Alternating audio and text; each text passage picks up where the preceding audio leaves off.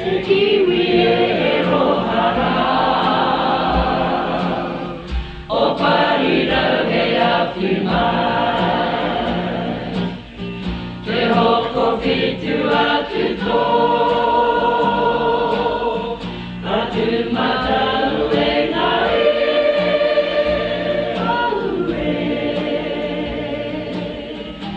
Tau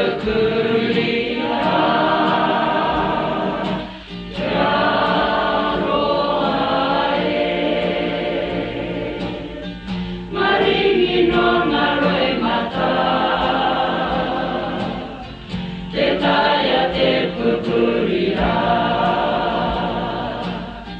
Te hoko whitu atu tō Atu matau e ngahe au e Tau kuru